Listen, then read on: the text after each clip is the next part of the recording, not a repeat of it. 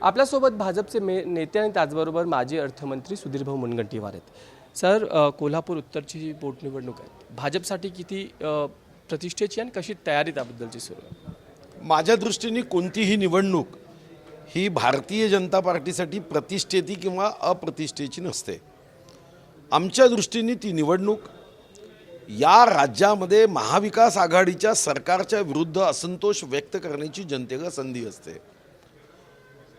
अपेक्षा हीच आहे की कोल्हापूर उत्तर या निवडणुकीतून या सरकारच्या प्रश्नांना जनतेला उत्तर देण्याची संधी आहे।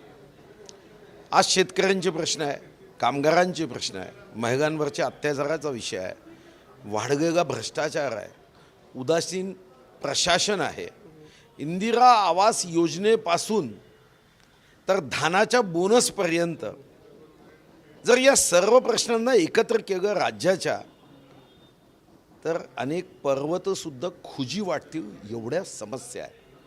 आता या समस्यांचं उत्तर मतदारांना द्यायचं आहे। शेवटी भारतीय जनता पार्टी देशभक्तीच्या भावनेने तेरा वैभव अमर रहे मा हम दिन चार रहे ना रहे या भावनेने काम करते। भारतीय जनता पार्टीमध्ये घराणेशाही नाही। भारतीय जनता पार्टीचा कोणताही नेता हा इतर राजकीय पक्षांमध्ये की मी नेता, माझी मुलगी खासदार, माझा पुतण्या उपमुख्यमंत्री किंवा मी मुख्यमंत्री, माझा मुलगा पर्यावरण मंत्री या भावनेने काम करत नाही। आता जनतेला ठरवायचं आहे। शेवटी लोकशाहीमध्ये जनता श्रेष्ठ आहे। भारतीय जनता पार्टी जनतेसमोर जाऊन ज्या समस्या या राज्यामध्ये आहेत त्या समस्या जनतेसमोर मांडण्याचा प्रयत्न करेल। जनता जनार्दन आहे।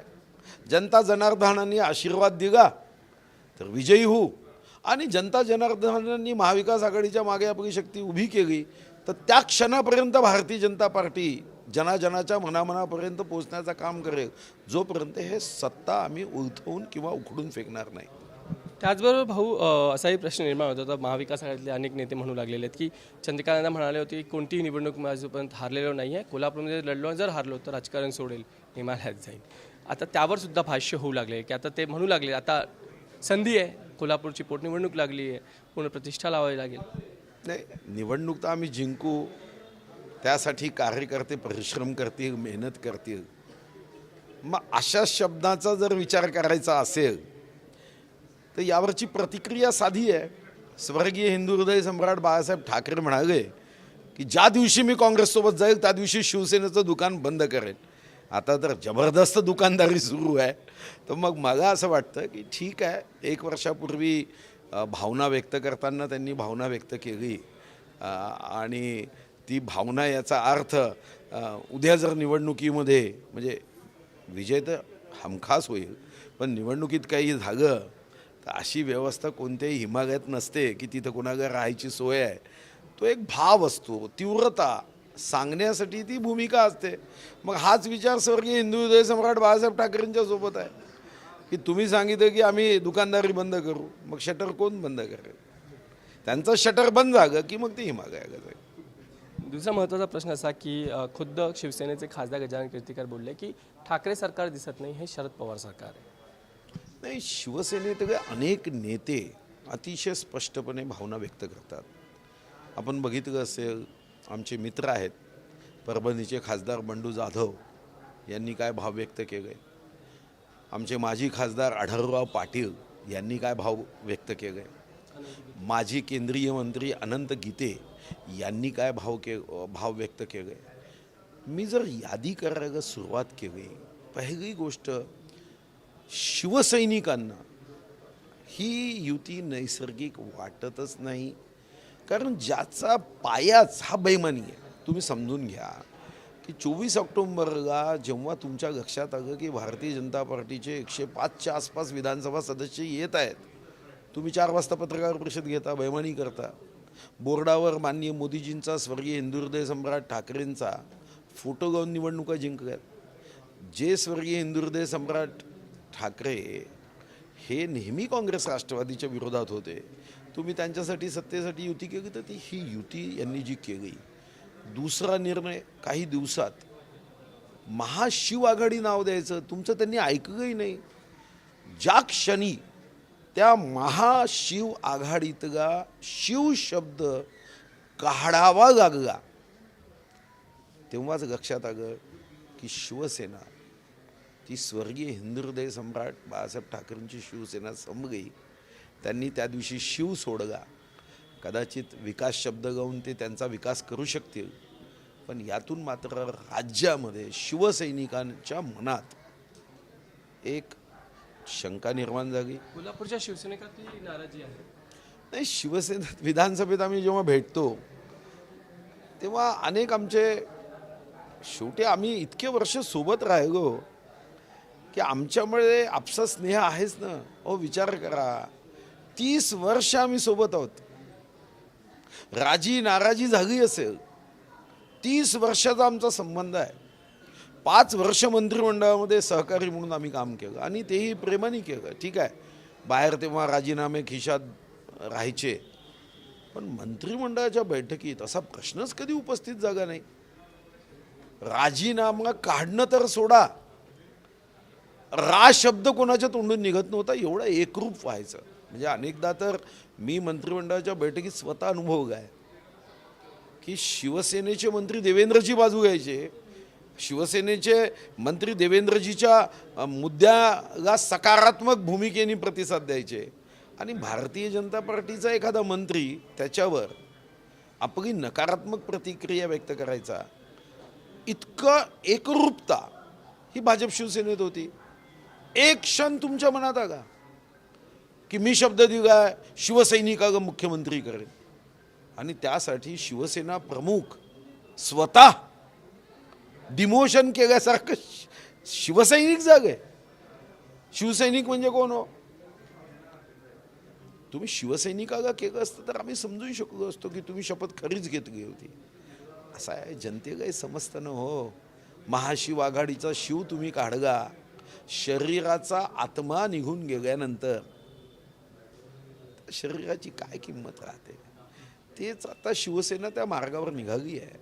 आणि म्हणून आमचे गजानन भाऊ कीर्तीकर किंवा इतर ज्यांनी नाराजी व्यक्त केली, म्हणजे एक मोठी यादी आहे माझ्या माहितीप्रमाणे आत्तापर्यंत 21 की 22 शिवसेनेच्या प्रमुख नेत्यांनी कोणत्या ना कोणत्या प्रसंगी ही नाराजी व्यक्त केली. बरं, या नाराजीच्या संदर्भात तुम्ही विचार करा की एक राष्ट्रवादीच्या मंत्र्यांनी मुख्यमंत्र्यांबद्दल काय बोलले होते ते. आता ठीक आहे, असं युती आघाडीमध्ये अशा काही गोष्टी घडतात, मी असं म्हणत नाही. शेवटी 2 पक्ष आहे, 2 विचार आहे, 2 स्वतंत्र नेते असतात, अशा घडतात. पण ही आघाडी नैसर्गिक असूच शकत नाही. कारण एकीकडे शिवसेना म्हणते की आम्ही हिंदुत्व सोडलं नाही, दुसरीकडे काँग्रेस म्हणते की आम्हाला हिंदुत्व मान्यच नाही ना. तर दूध आणि दही याची युती कशी होणार? आणि ज्या क्षणी दूध आणि दही याची युती होते, दुधाचं अस्तित्व संपून जाते. शिवसेना दुधाच्या रूपात आणि काँग्रेस दह्याच्या रूपात तुम्ही बघा. शिवसेनेचं अस्तित्व धीरे धीरे अशाच पद्धतीनं ते दह्यामध्ये जाईल. आणि ते जे सांगताय, आम्हाला तर आनंद आहे ते जेव्हा सांगतात की आमचं हिंदुत्व आहे. आम्हाला काही त्याच्याबद्दल टीका करायचीच नाही आहे. आम्हाला तर वाटतं खरंच आहे शिवसेनेने हिंदुत्व टिकवावं. स्वातंत्र्यवीर सावरकरांच्या संदर्भात जेव्हा काँग्रेस अतिशय निशब्दात बोलते, तेव्हा शिवसेनेने पुढे यावं, सरजी उस्मानीला पकडून आणावं, एखादा विशेष अधिवेशन घेऊन विशेष कायदा करावा, फटक्यानी त्याला लावावं, कायद्याच्या मध्येच बसवून त्याला फटक्यानी मारावं. आम्हाला निश्चितपणे आनंद होईल. औरंगाबादचं नाव संभाजीनगर करावं, धर्मवीर संभाजीराजांचं नाव द्यावं. जी घोषणा 1988 मध्ये हिंदू हृदय सम्राट बाळासाहेब ठाकरेंनी केली होती, आज पित्याची. आणि आम्ही तर नेहमीच म्हणतो बापसे बेटा सवाई आणि नातू अडाई. इथं बेटाही सवाई होत नाही, नातू अडाई होत नाही. मागच्या वेळी नातवानी सांगितलं हो मी करणार, मग आनंद जागा.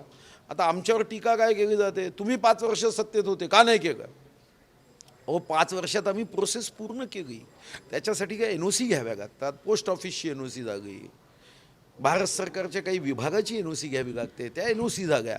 आता मंत्रिमंडळासाठी पूर्ण प्रस्ताव तयार आहे. आणि मी तर आवाहन करतो, समजा संभाजीनगर नावासाठी शिवसेनेला काँग्रेस राष्ट्रवादी पाठिंबा देत नसेल, सभागृहाच्या मध्ये प्रस्तावाना आम्ही सर्वजण पक्षभेद विसरून शिवसेनेशी आमची ताटातूट झाली आहे हे विसरून आम्ही हाच विचार करू की आम्ही या निर्णयामध्ये उद्धवजींच्या सोबत उभे राहू. तुम्ही काय करता? अरे 88मध्ये स्वर्गीय हिंदुहृदय सम्राट बाळासाहेब ठाकरेंनी सांगितलं ना, मग या गावाचं नाव तुम्ही का नाही बदललं? त्यांचं काय करायचं ते करू. आपल्या राज्यात आपण एका गुन्ह्या गोविंदानी स्वर्गीय हिंदुहृदय सम्राट बाळासाहेब ठाकरेंचं स्वप्न पूर्ण करू. आणि मी एक तर निर्णय केला, काही होऊ द्या, संभाजीनगर नाव यांना द्यायलाच लावेन, हा माझा संकल्प आहे. काही होऊ द्या, नाही तर काय करायचं? आम्ही या वीरता, शूरता, पराक्रम, स्वर्गीय हिंदुहृदय सम्राट बाळासाहेब ठाकरेंची घोषणा उद्धवजींनी पूर्ण केली नाही, आम्ही निश्चितपणे पूर्ण करणार. काही होऊ द्या. आणि त्यासाठी वेळ पडली तर काही जनतेच्या दरबारात जाऊ, हे आम्ही सांगू जनतेला. या महाराष्ट्राचा हा जो वारसा आहे, महाराष्ट्राचे हे आमची शक्तिस्थान आहे, मानबिंदू आहे, आमची अस्मिता आहे. शिवसेना मतासाठी, खुर्चीसाठी लाचार होऊन वागते. आणि आमचं तर मत आहे, आता मी अनेक उदाहरणं देऊ शकतो, नावं बदलवलेत. आता याला नाव बदलवायला काय अडचण आहे? आमची ही मागणी आहे. शिवसेनेच्या अनेक नेत्यांच्या मनातसुद्धा ही मागणी आहे. मगही अनेकांनी भावना व्यक्त केली जेव्हा मी हा मुद्दा मांडला. आणि मी सोडणार नाही आता. दर अधिवेशनात जोपर्यंत हा हे होत नाही तोपर्यंत या मुद्द्याला सोडायचं नाही. मी उद्या स्वतः मुख्यमंत्र्यांना वेळ मागितला आहे. 100 आमदारांच्या सह्यांचं निवेदन तयार आहे संभाजीनगर नाव देण्याबाबत. मी उद्या वेळ मागितल्यावर 100 आमदारांचं संभाजीनगर करण्याच्या बाबतीत निवेदन देणार आहे. नंतर देवेंद्रजी, चंद्रकांत दादाशी चर्चा करेन की इतर प्रश्न आम्ही मांडतोच. शेतकऱ्यांच्या धानात भाजपचे की इतर पक्ष? काही इतर पक्षांची आहे. शिवसेनेच्या माझ्या माहितीप्रमाणे 2 आमदारांनी दुपारपर्यंत सह्या केल्या होत्या. कोणकोणते? एक तर आशिष जयस्वाल आहे आणि अजून एका आमदारांनी सही केली आहे. मी तर सर्व शिवसेनेच्या आमदारांना मी व्यक्तिगत भेटूनही उद्या स्वतः त्यांना विनंती करणार आहे की तुम्ही माझ्या पत्रावर सही करत नसाल तर कमीत कमी तुम्ही तुमचं स्वतंत्र पत्र जोडा. तुम्ही आम्ही ठीक आहे, तुम्ही सत्ताधारी, आम्ही विरोधक आहात, तुमच्यामध्ये आमच्यामध्ये दुरावा, विचाराचा दुरावा आहे. प्रेमात कुठंच आम्ही म्हणजे शिवसेनेचा आमदार जेव्हा आम्हाला भेटतो किंवा आम्ही त्यांना भेटतो तेव्हा मी कधीच त्यांच्या चेहऱ्यावर आम्ही विरोधक आहोत ही भावना कधी बघितली नाही. मी तर काहीतरी शिवसेनेचे काही मंत्री मी बघितले, एखादा मित्र कसा असावा या पद्धतीने मदत करतात. अनेक नावं सांगू शकतो. आता एकाचं नाव घेतलं तर मग मोठी यादी वाचावी लागेल. शिवसेनेचे मंत्री असतील किंवा आमदार, आमच्यामध्ये दुरावाच नाही आहे. हा दुरावा जो आहे ना, हा भारतीय जनता पार्टी आणि उद्धव ठाकरे साहेबांमध्ये आहे. शिवसेनेत दुरावा नाही. आमच्याशी बातचीत केल्याबद्दल. कॅमेरामॅन अमित शिगवणसह समीर भिसे, TV9 मराठी, मुंबई.